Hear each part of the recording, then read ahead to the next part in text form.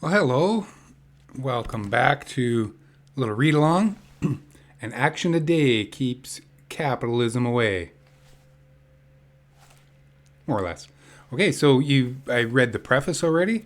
This is the second installment of this book. It might take about 3 hours to get through, but we shall see. The introduction is by Mike Hodema and Shannon Phillips. I'm sharing this book because I think it would be interesting to get some of this stuff out. Given the times that we're in, it is February the 17th of 2025. A lot of people are interested in taking action, getting involved in these types of things, and Mike Hodema has given us an excellent book from 2004 from which to learn. So, a little sip of coffee and we'll get right into it.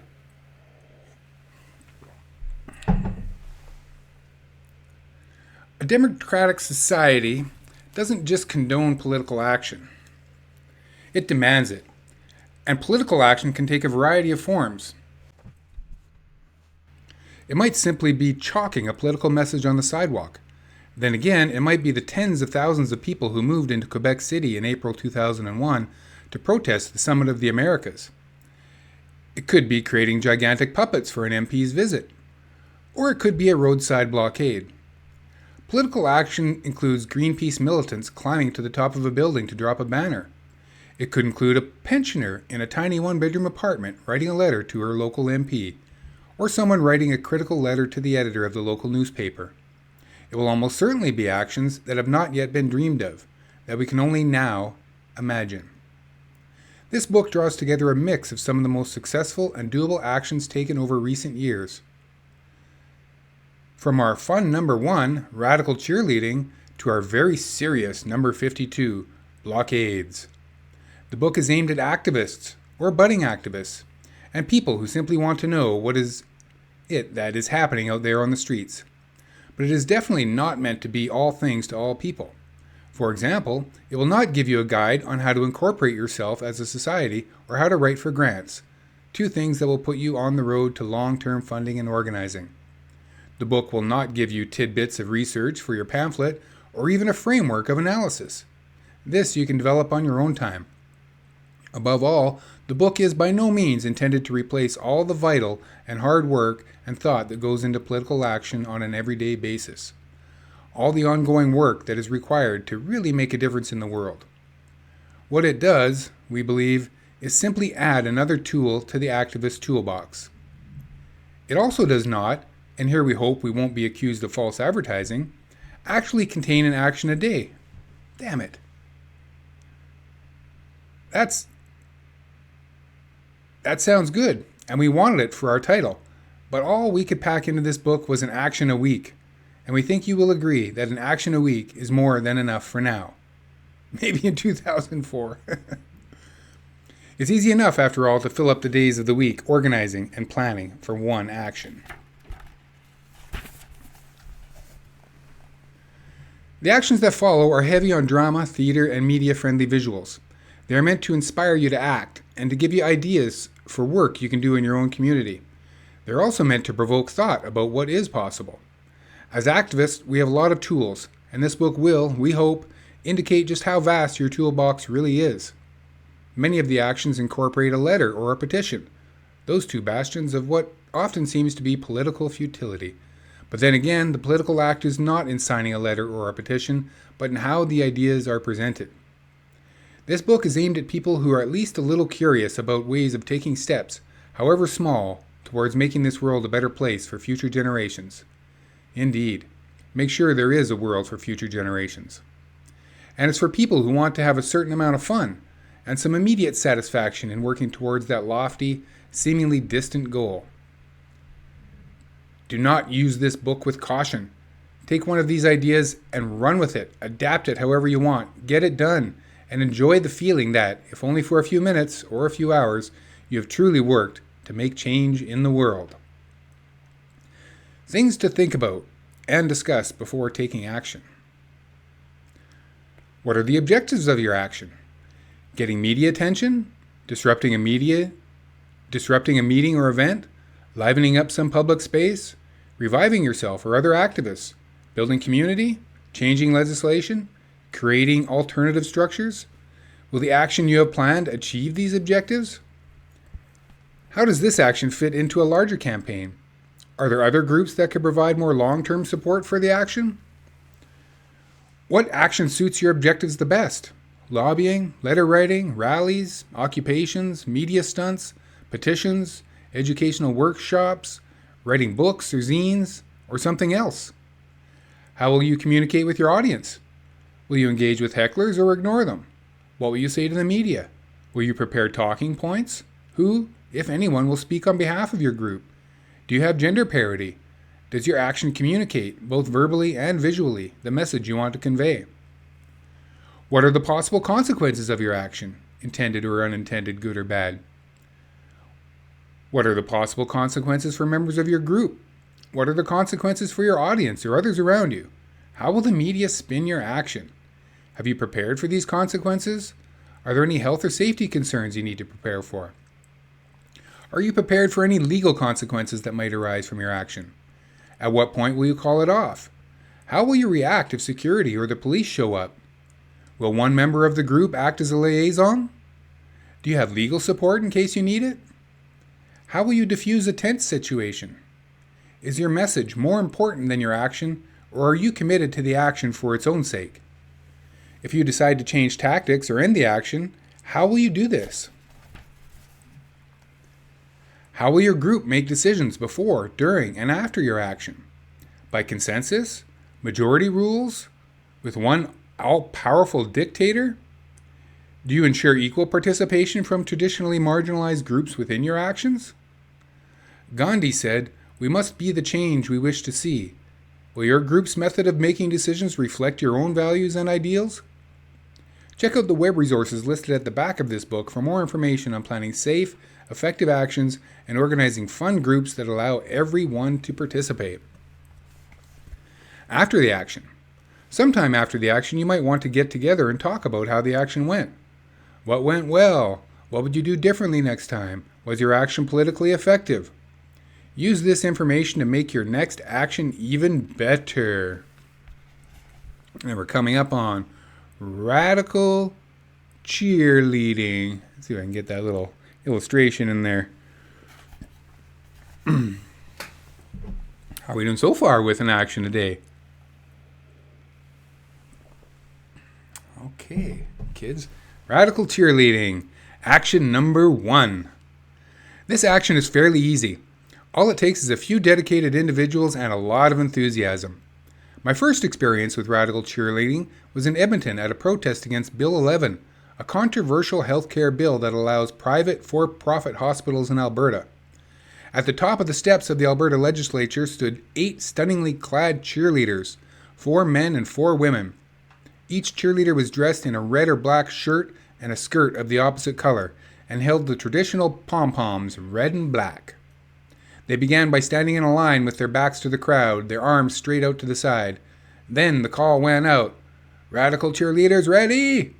And the reply, "Funk yeah!"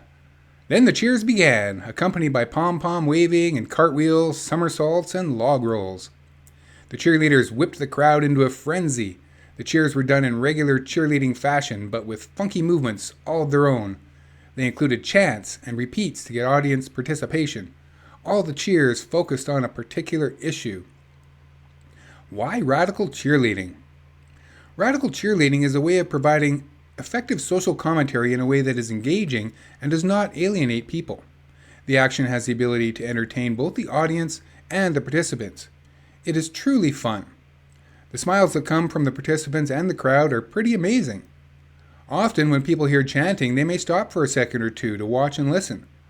But our experience with radical cheerleading is that onlookers will stay for cheer after cheer. In addition to their entertainment and motivational values, radical cheerleaders can also serve as a de-escalation tool for tense situations. This concept was never entirely clear to me until I was part of the cheerleaders in a march against the annual meeting of the World Petroleum Congress, a coalition of the world's oil giants in Calgary.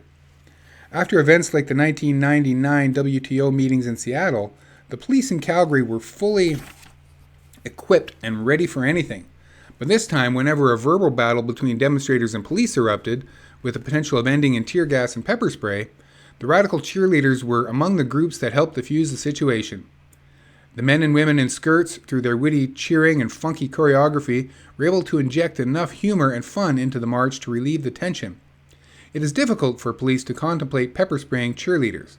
The cheerleaders, along with some amazing theater and speeches, helped to get the message out to the public, while at the same time exposing the police state that had been set in place to deal with a small group of non-violent protesters. At one point, while waiting by our van, we were asked by 2 police officers to perform some of our cheers. We gave them a few chants, were able to give them some additional information on the World Petroleum Congress, and even got to do our cheers while they put the siren lights on. Aww. What you need. All you need is a group of dedicated individuals, uniforms, and cheers. Men and women in skirts dress in matching uniforms, so you will need black or red tops and the alternate color skirt, a pair of combat boots, some red and black pom-poms, and a lot of charisma and funky moves. Then you need cheers. As a starting point, the cheers here, lifted from the work of the Edmonton Radical Cheerleaders, but you can, of course, make up your own. Start with your favorite kids' song, perhaps, and go from there. Work in lines about the issue you're focusing on. The choreography takes time, but working on it can be a blast. Try doing it in collaboration with a potluck or wine and cheese party. Plan around your issue and decide where you want to perform. Remember to smile. You are the energy of the crowd. If you are low, others will be low. If you're in high spirits, you'll have a political sing-along on your hands before you know it. There are a couple of Radical Cheerleaders websites with lots more information and cheers, with a website which I may or may not put down in the comments below. So now we got some cheers. This should be fun. This is to the tune of Patty Cake. Let's see if I can get it right.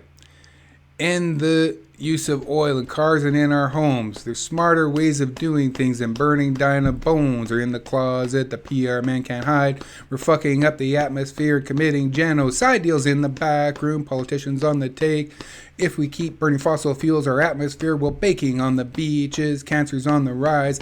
Gotta wake the people up and make them real. Eyes are on the future. On solar will depend. We'll stop the use of fossil fuels and the oil age will end. Repeat. Okay, that's cheer number 1. Cheer number 2.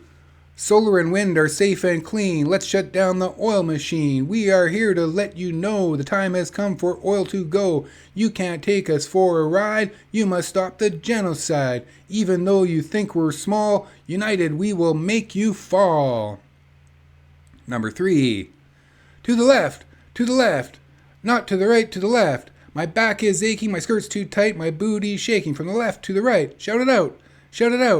Revolution, Akabaka, you're a soda cracker. Your jobs, your money, your institution that never listened to the people's needs. It's all about greed. Beep, take your voice to the street. Enough is enough, it's time to rise up. The rich get richer while the earth gets sicker. So kiss the back of my butt. Kiss the back of my butt. That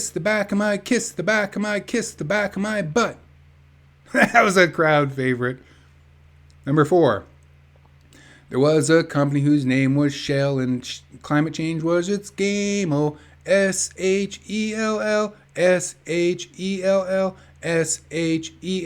and climate change was its game. Oh, there was a company named SO, and pollution was its game. Oh, ESSO, and pollution was its game. Oh, there was a company named Oxy, and genocide was its game. Oh, OXY, and genocide was its game. Oh, there was a company named BP, and PR was its game. Oh, BP, and PR was its game. Oh, there is a person who really cares, and you can make a change. Oh, you, and you can make a change. Oh, oh my God, I made it through number 1, Radical Cheerleading. All right, Mike Kudima and the Radical Cheerleaders of Edmonton. Won't you smash the state with me? I will leave a link maybe for the 2001 Summit of the Americas protest, and Tear Gas Holiday is the name of the film put out by Toronto Video Activist Collective, short form TVAC, and there's some excellent footage of the Radical Cheerleaders, and here they are on the front doing some radical cheers, I do believe. Okay, action number 2, Radiohead. Think of the busiest street you know and imagine someone lying in the middle of the sidewalk, motionless, and pointing to something ahead of them that is only vaguely apparent. You walk along, seeing person after person, each motionless. You hurry on until eventually you come to the end of the line and discover the secret. The action was suggested to me by one of my friends after she had watched a Radiohead video.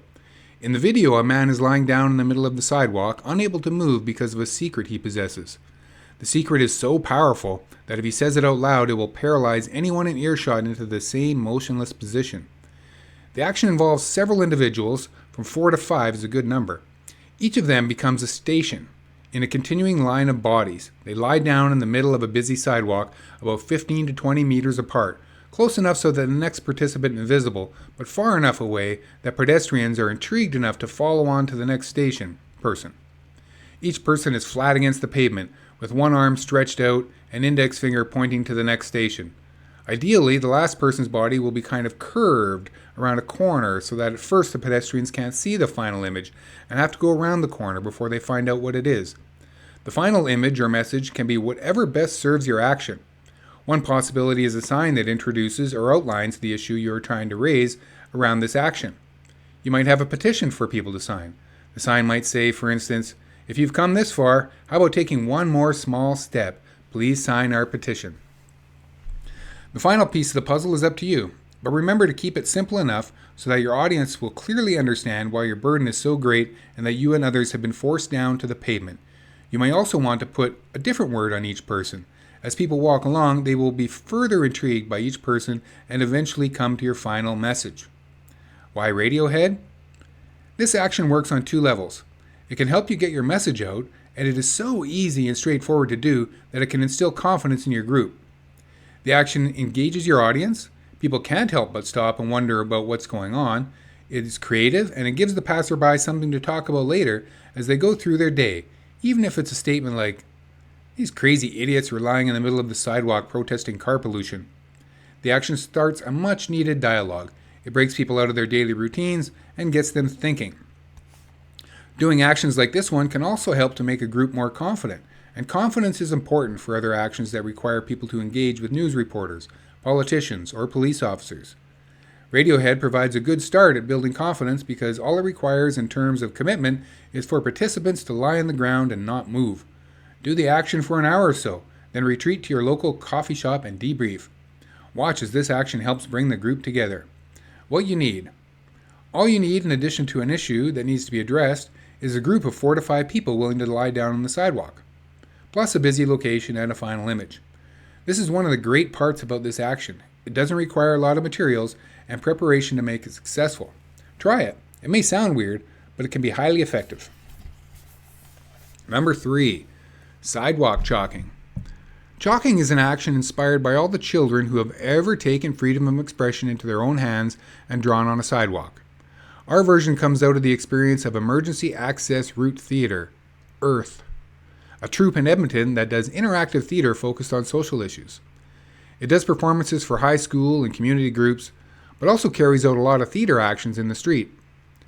One day during a scheduled EARTH rehearsal, actors got talking about the number of billboards they were seeing all around them, about how the content was almost unavoidable, and how it was shaping people's lives for the worst.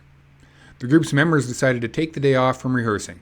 They picked up a bucket of sidewalk chalk and headed downtown to the heart of the city to create their own billboards. With 6 people chalking at the same time, within a matter of minutes, the group had covered an entire section of sidewalk with political messages from "Read Chomsky" to "Take Back Our World" to "Plant a Tree Here." My favorite was "You Can Change the World," with arrows drawn from the message to pedestrians standing on the street. The group spent an hour and a half working on 5 city blocks. Later, as they retraced their route, they were absolutely amazed by the number of people who were stopping to read the messages. People simply couldn't ignore them. EARTH had also left some pieces of chalk along the way so that people could write their own messages, and many passerby took up the challenge. Why sidewalk chalking? Sidewalks are one of the few free spaces left where we can legally express ourselves. The sidewalk is a canvas, and when something is written on it, people will stop to read the message, sometimes to the extent of creating small pedestrian traffic jams. You can use chalk to engage people in thought, give them something to think about. You can encourage passerby to take part by offering them pieces of chalk. Sidewalk chalking is also empowering. People get a safe space and an environment they can use to deliver a message to the world. By chalking, you highlight the sheer amount of commodified, privatized space there is, and you also get your group's message out, whatever it may be. Sidewalk chalking can also be a great way of promoting events. Poster boards or lampposts often become plastered with material promoting everything under the sun. Sidewalks are free, and no one will poster over you. What you need. All you need is a bucket of thick, sturdy, colorful chalk and a group of people ready and willing to express themselves freely. You can chart out what you want to do or say beforehand, link a message to an issue, or simply write and draw as inspiration comes to you. You can concentrate your messages or space them out. Even take them over entire city blocks with chalk. Just pick a busy intersection and get to work.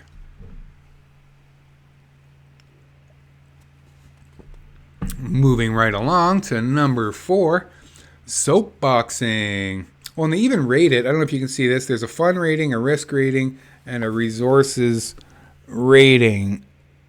Can you see that there? It's a little bit blurry, not exactly in focus for that camera, but anyways, buy this book. You can get it. The word soapbox, as in get on your soapbox, has been traced back to 1907. One dictionary defines it as an improvised platform used by a self-appointed, spontaneous, or informal orator. Broadly, something that provides an outlet for delivering opinions. In the earlier years, the actual soapbox was usually a rough wooden box, already raised temporary platform used by the people making their speeches. Today, people speaking their minds tend not to use boxes, and if they stand on anything, it is just as likely to be a plastic milk crate. But the expression remains, as Evan Morris, the word detective, puts it. Many people would argue that more truth has been spoken from soapboxes than you'll ever hear on TV. Unfortunately, as public spaces are encroached upon, and as we look to media rather than ourselves for the expression of ideas, soapboxing has fallen by the wayside, which is a shame. The theater troupe Earth accidentally brought soapboxing back to the forefront when one of our rehearsals was cancelled. We decided that instead of making the day a complete write-off, we would practice speaking in front of an audience. We reclaimed a crate from the local liquor store, went downtown, stood on the box, and started ranting. Downtown also offers a great muse, filled as it is with billboards, coffee shops, corporate COO headquarters, and on a busy day, a captive audience. We were a little shaky at first. We would walk a block, put our box down, and speak whatever was on our minds. It was hard at first, but after a while the words just seemed to roll out. You get a strong sense of empowerment when you put into words in public your thoughts and knowledge about the issue that's on your mind. That first day we ended our action in the middle of a fountain at City Hall in Edmonton. We invited anyone who was interested to come up and participate. The highlights of the action came when a 12-year-old girl waded across the pool and told the audience why they too must speak out. On a cloud summer day, a dozen or so people we didn't know took up the young girl's challenge and ranted on everything from the weather to the lack of low-income housing. Why soapboxing? Soapboxing is an action that can start a much-needed conversation. Most of us only gripe about our world in the confines of our homes, to people who already know about the issues. Soapboxing brings those conversations into a public forum. As more and more of our space is commodified and privatized, we need to reclaim and build spaces where ordinary people can express their ideas. Soapboxing is not only good for democracy, but also liberating for the speaker. There's nothing like a good rant in the open air to get your heart pumping, and that issue off your chest and into action. What you need. All you need is a sturdy crate of some sort. Then just add a few people and find a place to jump on your soapbox. This is an action anyone can do. Encourage members of your audience to come up and have their say. I like to keep my rants positive and try to empower the people around me. But a good gripe works too. You can plan your speeches in advance or improvise them. The objective is to get your voice out there. If you want more security, bring some friends along. It's great to have a crowd, but especially great to have the makings of a friendly one. And if you can bring your own along, that is one less thing you have to worry about. It also means there are other people around who might want to join in. Most people find it hard to be the first person to stop and listen, but add a few people, your friends, and passerby may notice the welcoming environment. What will work for you? What will work for you? Should we do number 5? Sure, let's do number 5. What will work for you? It's 3 on the fun and half out of 1 on the risk factor. I borrowed this action from a cartoon I saw in a book on direct action. It is my hope that whoever drew the cartoon will realize that we're all working in solidarity and will not sue me for what little money I have. The action works as follows.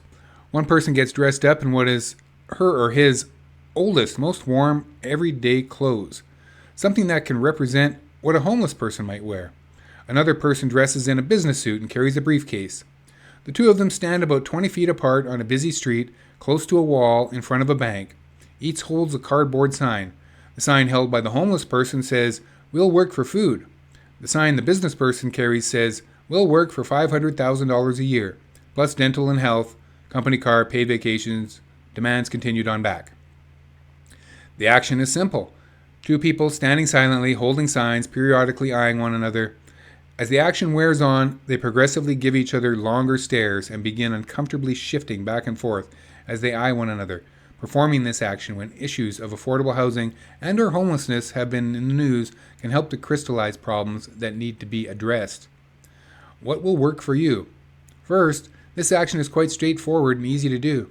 Second, our world is full of contradictions, and these contradictions need to be exposed. This action is a visual representation of the gap between rich and poor. What you need: 2 signs, one saying we'll work for food, and the other saying we'll work for $500,000 a year, and all the rest. Then you need the appropriate clothes and 2 individuals willing to stand on the street and perform. Okay, that's number 5. We might as well just burn through number 6 while we're here, which is corporate welfare, and then we'll stop it for the episode. And you guys, if you're interested, you could either get that book or come back for the rest of the readings. Corporate welfare. This action is almost identical to action number 5, but with a slightly different message. A small group of us performed it for the Alberta provincial election. Again, one person dresses up as someone who would be stereotypically recognized as being homeless. The other person dresses in a business suit and carries a briefcase. Both actors stand about 20 feet apart, and each of them holds a cardboard sign. The sign being held by the homeless person gives the dollar figure for the total amount of social assistance that a single person receives under your jurisdiction's welfare policy. And the sign held by the business person indicates the amount of corporate subsidies given out, directly or indirectly, by whatever government is being targeted. The action is simple. 2 people standing silently, close to a wall on a busy street, holding signs, each of them keeping a wary eye on the other every once in a while. Why corporate welfare? This action can highlight a particular sector of industry. For example, the oil and gas industry weasels its way out of hundreds of millions in royalty payments every year, and that's something that needs to be exposed. Also, the public's perception of welfare is often unfavorable. A common perception is that people on social assistance are lazy bums who suck money out of the system, or, even worse, cheat to get their hands on the taxpayers' hard-earned cash. What needs to be emphasized is that the ones who are really cheating, who are really sucking the money out of the system, are corporations, which typically receive far more federal and provincial welfare funds than people on social assistance could ever dream of seeing. Instead of being labeled as welfare, corporate handouts are cleverly hidden behind the more acceptable terms of subsidy or tax break. This action seeks to break down those distinctions, expose the real abusers of the system, and help people start pointing fingers in the right direction. What you need are 2 signs, a homeless outfit, a business suit, and 2 individuals to stand on the street. Well, I hope you enjoyed those first few actions of An Action a Day Keeps Global Capitalism a Day by Mike Hudema, 2004. I am Kelly Green, your reader. That's it. Okay, thanks for watching. Bye.